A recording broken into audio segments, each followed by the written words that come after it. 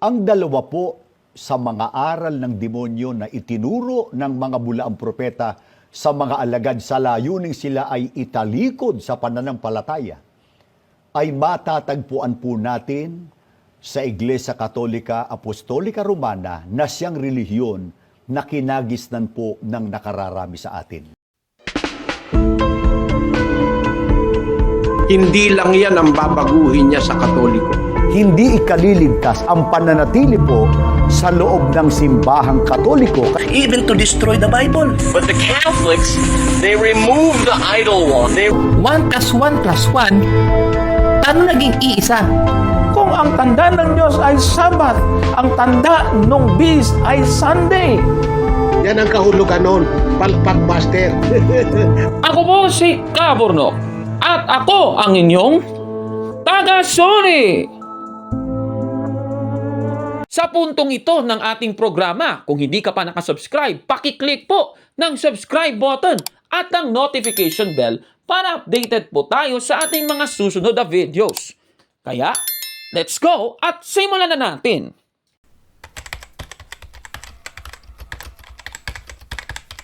Magandang araw mga kabatid and welcome na naman po sa isang bagong episode ng Taga-Suri. Sa ating episode ngayon, tatalakayin natin ang isang video ng mga ministro ni Manalo na tinalakay ang tungkol sa pagtalikod daw ng iglesia na itinayo ng ating Panginoong Jesucristo. Mga kapatid, itong programa nilang Reconnect, an evangelical mission na itong dalawang ministro, kabilang dyan si Michael Sandoval. Sa Biblia, mga kapatid, may binabanggit na mga tatalikod daw sa pananampalataya. At yan ang ating mababasa sa unang Timoteo, Kapitulo 4, versikulo 1-3. Ganito po ang ating mababasa. Ngunit hayag sabi ng Espiritu na sa mga huling panahon, ang iba'y magsisitalikod sa pananampalataya at mga kekinig sa mga espiritong mapanghikayat at sa mga aral ng mga demonyo na ipinagbabawal ang pag-aasawa at ipinag-uutos na lumayo sa mga lamangkati na nilalang ng Diyos upang tanggapin na may pagpapasalamat ng mga nagsisisampalataya at nakakaalam ng katotohanan. At mula po sa mga talatang ito, may binabanggit po na mga tatalikod sa pananampalataya, mga kababayan. At sila daw ay nagdadala ng aral ng mga demonyo. At ang mga aral ng mga demonyo ayon sa unang Timoteo 4:3, isa sa mga ito ay ang pagbabawal sa pag-aasawa at pag-uutos sa paglayo sa mga lamangkati, mga kapatid. At base sa talatang ito, sino daw ang may dala ng aral ng demonyo na tumalikod daw sa pananampalataya? O eto, pakinggan natin ang dalawang ministro ni Manalo, mga kapatid. Sino po ang nagtaguyod ng mga aral ng demonyo na ginamit upang italikod sa pananampalataya ang mga alagad ng Panginoong Hesukristo? Panoorin at pakinggan po ninyo ito. Sa aklat ng Iglesia Katolika Apostolika Romana na pinamagatang ang pananampalataya ng ating mga ninuno, na isinulat ng isang pare na nagngangalang James Cardinal Gibbons, Arsobispo ng Baltimore. Ang aklat na ito ay tinagalog po ni Ginoong Rufino Alejandro. Sa pahina 396 ay ganito ang nakasulat. Ang disiplina ng iglesia ay ipinatupad buhat pa sa pasimula sa pamamagitan ng pagbabawal sa mga saserdote na mag-asawa pagkatapos na sila'y maordenan. Sa aklat din ng Iglesia Katolika Apostolika Romana na pinamagatang siya ang inyong pakinggan, ang aral na Katoliko, na isinulat ng isang pare na nagngangalang Enrique Demon, na inilathala ng Catholic Trade School sa Maynila. Sa pahina 139 ay ganito ang nakasulat. Ang ikalawang utos ng Santa Iglesia, mag-ayuno at huwag kumain ng anumang lamangkati sa mga araw na bawal. Sa ikalawang utos ay ipinag-uutos ng Santa Iglesia sa atin na mag-ayuno at huwag kumain ng anumang lamangkati o karne sa mga araw na ipinagbabawal niya.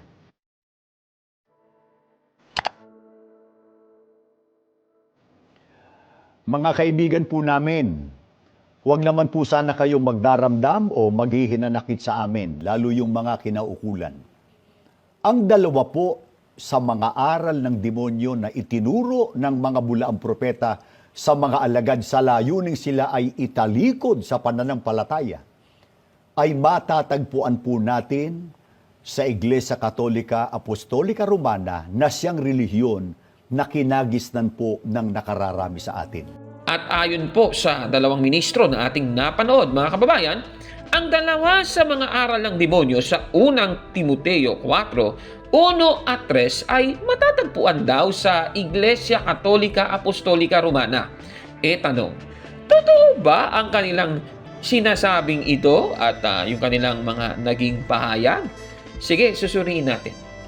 Sa unang Timoteo Kapitulo 4, versikulo 3, merong dalawang aral ng demonyo. Di umano ang pagbabawal sa pag-aasawa at ang pag-uutos sa paglayo sa mga lamangkati. At mula sa video nating napanood ay binasa nila ang aklat na Ang Pananampalataya ng Ating Mga Ninuno ni James Cardinal Gibbons. Nakikita nyo sa screen at yan ang kanilang kinote. At hinanap natin yung aklat na yan, mga kapatid. At yan nga, ayan, sa page 396, nakikita nyo sa screen yung ating actual copy. Ang disiplina ng iglesia ay ipinatupad buhat pa sa pasimula sa pamamagitan ng pagbabawal sa mga saserdote na mag-asawa pagkatapos na sila'y maordenan. Yan po ang nakasulat sa aklat. At mula dito, ayon daw sa mga ministro ni Manalo, unang Timoteo 4.3, nagbabawal daw sa pag-aasawa yon. Isa yan sa aral ng mga demonyo ayon sa unang Timoteo 4.1, mga kababayan. Balikan natin doon sa unang Timoteo 4.3. Itong pagbabawal sa pag-aasawa, ayon po sa unang Timoteo 4.1, yan po ay aral ng mga demonyo, mga kababayan. Ang pagbabawal sa pag-aasawa, ibig sabihin, ayon po sa unang Timoteo 4.1, yan ay aral ng demonyo. Tingnan nga natin sa isang salin. Dito po sa King James Version, ang sabi dito, doctrines of devils. Ibig sabihin, doktrina. Aral, doktrina, yan ang sinasabi sa Biblia, mga kapatid. So, ang pagbabawal po sa pag-aasawa, ayon sa unang Timoteo 4.1, yan po ay doktrina ng demonyo. Aral ng demonyo, yan ang sinasabi sa Biblia, mga kababayan. Pero tanong, ang pagbabawal sa pag-aasawa ng mga pari ay aral ba o doktrina ba ng Iglesia Katolika? Balikan natin ang sinasabi ng aklat. Ay sabi ng aklat, ang disiplina ng iglesia. Hindi naman sinasabing ang aral ng iglesia. Ako naman, talaga naman, oo. Klarong-klaro, ang disiplina ng iglesia. Ibig sabihin, disiplina po at hindi doktrina sa mga pari ang hindi pag-aasawa, mga kababayan. Katunayan, sa Biblia, may mga tao tayong kilala na ang disiplina ay hindi mag-asawa. Halimbawa, si Apostol Pablo sa Biblia ay isang pari. At yan po ang ating mababasa sa Romans chapter 15 verse 16. Ganito po ang ating mababasa. To be a servant of Christ Jesus to people who are not Jewish, I serve as a priest by spreading the good news of God. I do this in order that I might bring the nations to God as an acceptable offering, made holy by the Holy Spirit. Napakaliwanag po sa nabasa, si Apostol Pablo ay pari. He served as a priest, mga kababayan. Katunayan sa isa pang salin ng Biblia. Yung binasa natin, God's Word Translation. Sa isa pang salin ng Biblia, sa Contemporary English Version, nakasulat, and to do the work of a priest. Ayan, klarong-klaro, in the service of His good news. Pari po si Apostol Pablo. Bilang isang pari, si Apostol Pablo ba ay may asawa ayon sa Biblia? Babasahin natin sa Biblia. Unang Korintos 7:8. Ganito po ang mababasa. Tatapuan sinasabi ko sa mga walang asawa at sa mga babaeng bao, mabuti sa kanila kung sila'y magsipanatiling gayon sa makatwid bagay, gaya ko. Klarong-klaro dito, makikita ninyo, disiplina talaga at hindi aral ito. Kasi nga, yan po ay recommendation ni Apostol Pablo. Kasi sabi, mabuti sa kanila. O yan ang sabi ni Apostol Pablo. At ang sabi, mabuti sa kanila kung sila'y magsipanatiling gayon sa makatwid bagay, gaya ko. Klarong-klaro po. Ibig sabihin, si Apostol Pablo, walang asawa. Nako naman. Katunayan, sa isa pang salin, New Life Version, ang sabi, I am not married. Klarong-klaro, hindi po kasado si Apostol Pablo. Mga kababayan, ibig sabihin, si Apostol Pablo, isang pari, ay walang asawa. Ibig bang sabihin ito? Kabilang si Apostol Pablo sa mga nagsitalikod sa pananampalataya? Nako naman, grabe naman yan. Payo pa nga ni Apostol Pablo na isang pari na walang asawa ang hindi pag-aasawa habang naglilingkod ka sa Diyos. Yan ang ating binasa kanina, no? Unang Korintos 7:8, ang sabi, this is what I say to those who are not married. Ano daw? Ang sabi, it is good if you do not get married. Klarong-klaro po, mga kababayan. Katunayan, babasahin natin.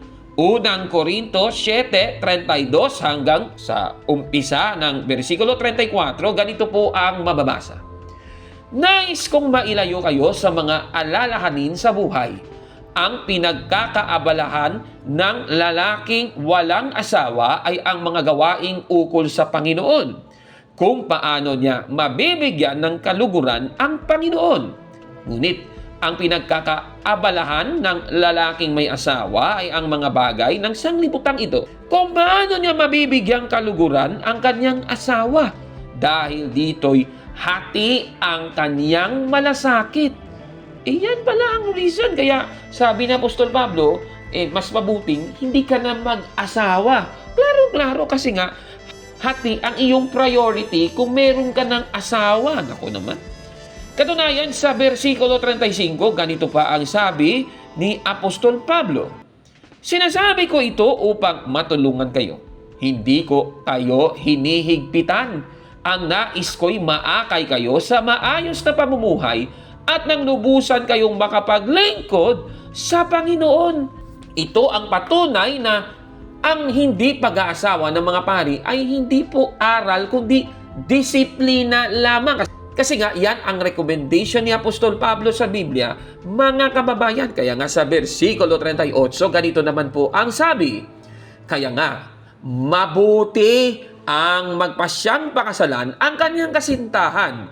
Ngunit, mas mabuti ang hindi mag-asawa. Klaro-klaro po talaga ng ating nabasang ito. Mga kababayan, ibig mang sabihin, ang sinasabing ito ni Apostol Pablo ay aral din ng demonyo base sa unang Timoteo, Kapitulo 4, versikulo 1 at 3. Nako naman, grabe naman yan. Kahit nga si Kristo na isang high priest ay wala ding asawa.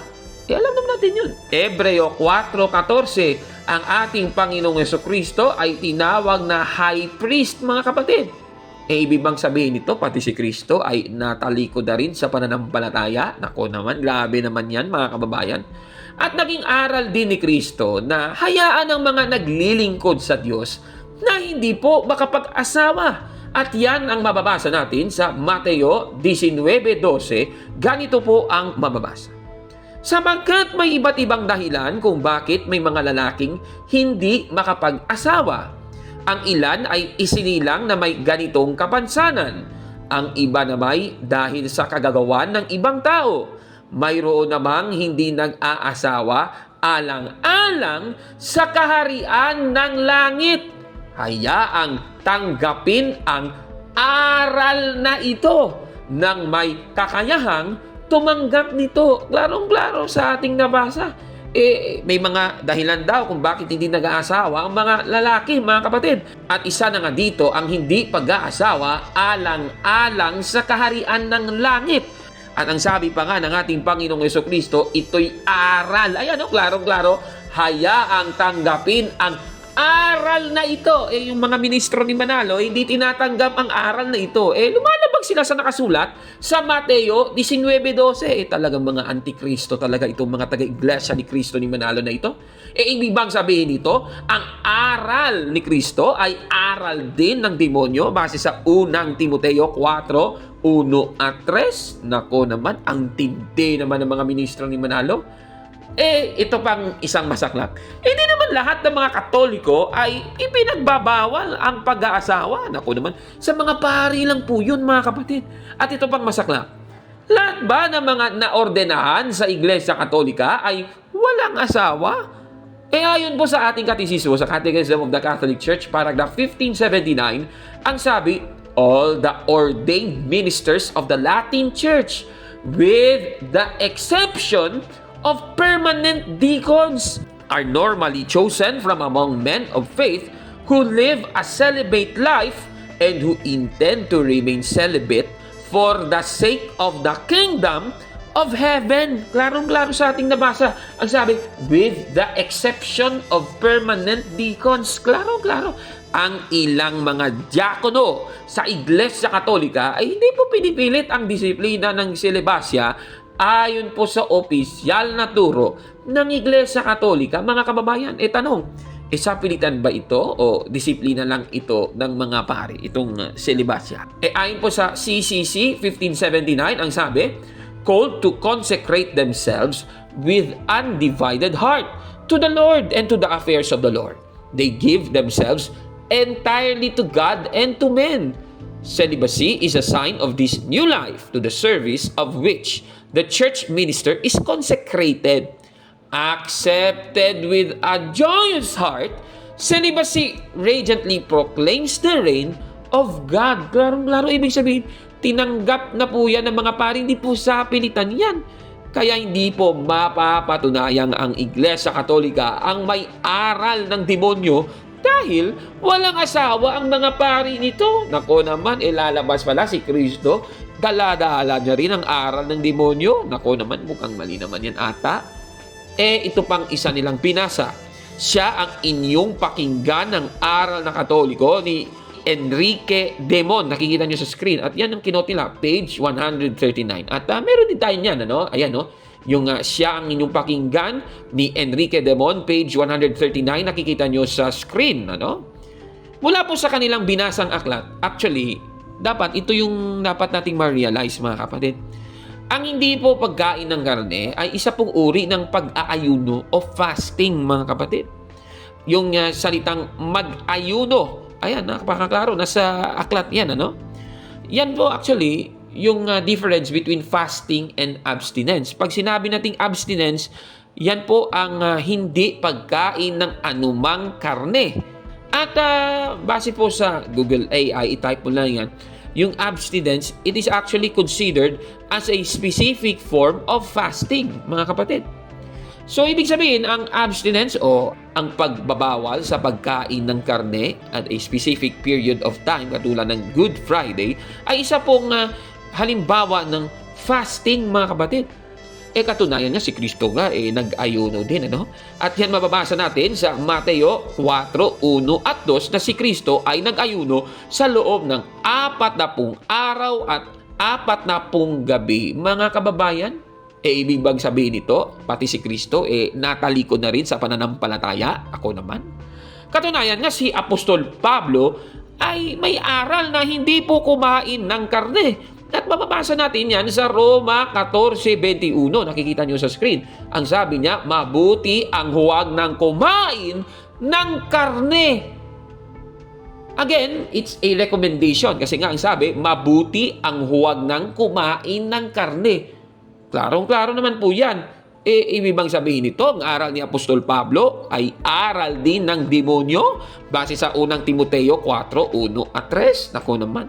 Kaya hindi po mapapatunayan ang Iglesia Katolika ang may aral ng demonyo dahil hindi kumakain ang mga Katoliko ng karne sa mga banal na araw. Nako naman. Kaya itong sinasabi ng mga ministrong ito. Ang dalawa po sa mga aral ng demonyo na itinuro ng mga bulaang propeta sa mga alagad sa layuning sila ay italikod sa pananampalataya ay matatagpuan po natin sa Iglesia Katolika Apostolika Romana na siyang relihiyon na kinagisnan po ng nakararami sa atin. Ang masasabi ni Kamurnok dyan, edi, busted! Yan! Mali! Mali yan! Naku naman. Ito yung susunod na tanong, ano? Especially sa mga nanonood ngayon ng mga miyembro ng Iglesia ni Cristo. Ito po ang tanong. Sino ba ang katuparan ng unang Timoteo 4, 1 at 3? Sa aral nila, mapapatunayan nating sila ng mga taga-Iglesia ni Cristo ni Manalo ang nagdadala ng aral ng demonyo. Katunayan, isa sa halimbawa ay itong aral nilang pagbabawal sa pagkain ng dugo na mababasa sa Fundamental Beliefs of the Iglesia ni Cristo sa page 103. At itong dugo na kung yan ay ginawang pagkain, yan po ay tinatawag na liquid meat, mga kababayan. Ibig sabihin, karne din yan, mga kapatid. At kahit nga sa ibang mga aklat, kagaya nitong Library of Universal Knowledge, Volume 6, page 43, ang dinuguan o ang dugo sa pagkain ay liquid flesh, mga kababayan. Kaya ang dinuguan ay tinatawag na liquid meat o liquid flesh, mga kapatid. Ibig sabihin nito, sila palang natatamaan sa unang Timoteo 4, 1 at 3 dahil hindi sila kumakain ng karne, mga kababayan. Naku naman. Kaya totoo talaga na hindi mga Katoliko ang nagdadala ng aral ng demonyo, kundi ang mga naninira sa mga Katoliko ng mga taga-Iglesia ni Cristo ni Manalo. Naku naman, kawawa naman. Ano po masasabi ninyo sa ating episode ngayon? Paki-comment po sa baba, mga kapatid. At kung like mo ang video na ito, paki-smash ng like button at mag-subscribe sa ating YouTube channel, Taga-Suri. Kaya, huwag maniwala sa sabi-sabi. Check mo na kung fact nga talaga. Hanggang sa susunod na episode. Ako po si Kamurnok at ako ang inyong Taga-Suri.